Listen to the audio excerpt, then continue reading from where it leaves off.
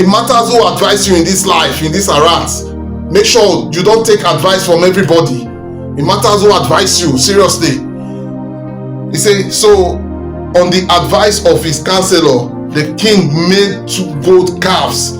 He said to the people, he said, it is too much trouble for you to worship in YAHUSHA. Look, Yashara, these are the idols who brought you out of Mizraim.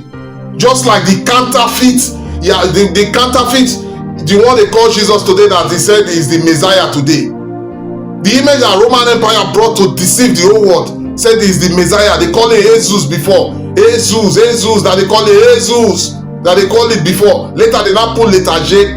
That letter J is now up to 500 years. They now say the letter J now has made it Jesus. Say the Jesus is their savior. It's YAHUSHA that is the only savior, the Messiah of this arat. No other Messiah, no other savior. You need to know this today. YAHUSHA only is the Messiah and savior of this arat that YAHUAH has brought as the savior of this arat. Nothing else. So on the advice of his counselors, and he said, and so on the advice of the counselor, the king made 2 gold calves. He said to the people, it is too much trouble for you to worship in YAHUSHA. Look, Yashara, these are the idols who brought you out of Mizraim. That's the idols, and their savior. The way they manipulate the heart of men today. Say, look at it. These are it. Yeah, look at it here. No need to go that way. Then that's it. Because human beings, they like all these kind of things. They like to see what they want to worship. They want to be seeing what they want to worship. What they now made it for themselves. Like the Rehoboam they did it here. And Rehoboam instituted a religious festival in Bethel, held on the 15th day of the 8th month, in imitation of the annual festival of shelter in Yehuda. There at Bethel, he himself offered sacrifice to the calf he had made, and he appointed priests for the pagan shrine he had made. Verse 33. So on the 15th day of the 8th month, a day that he himself had designated, Rehoboam offered sacrifice on the altar of Bethel. He instituted a religious festival for Yashara, and he went up to the altar to burn incense. Now Rehoboam now instituted a religious law on his own. Like the way they instituted the religious law, YAHUAH said, worship him on the Sabbath day. Now the evil system of the world now, they now brought the Sunday from their system that they programmed from the Rome. The emperor of Rome now brought a Sunday. YAHUAH said, remember the Shabbat day and set it apart.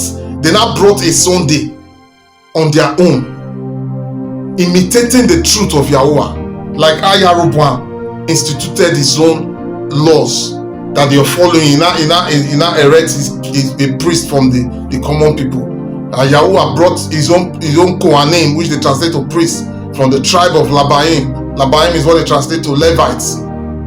So now, look at the imitation of the truth. So they brought the imitations so that people to sway the heart of men.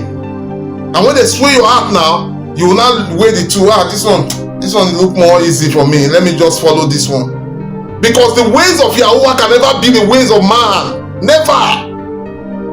YAHUAH's program is programming, and YAHUAH's program is what stands. And now let's see what happened to Rehoboam for the evil that he has committed, for the evil that he has brought to the people of Yashara, to the set apart ones. 1 Kings chapter 14, verse 1 to 16. He said, at that time Rehoboam, son of Abiah, became very sick. After he has brought this evil to the children of Yashara, he has brought this carved image to the children of Yashara. Now see what happened. He said, at that time, Rehoboam's son, Abiah, became very sick. His son now became very sick. So Rehoboam told his wife, disguise yourself so that no one will recognize you as my wife. Then go to the Nabim Ahiah. Then go to the Nabim Ahiah at Shiloh, the man who told me I would become king. Say, go and meet that Nabim, which the evil system translate to prophet today. Say, go and meet the Nabim that prophesied to me that I will become king. Go and meet that Nabim. Go and meet that Nabim and make I know what is happened. Let me know what is happened to him. Say, disguise yourself so that maybe people that you have deceived here, you are deceiving them here that this is their YAHUAH, which is the idol that you carve, that this is your mighty one. Now you are going, your child is sick, now you are going to meet a Nabim, the true Nabim of YAHUAH. And you created false priests for them to deceive them in the pattern of your religion that you have created.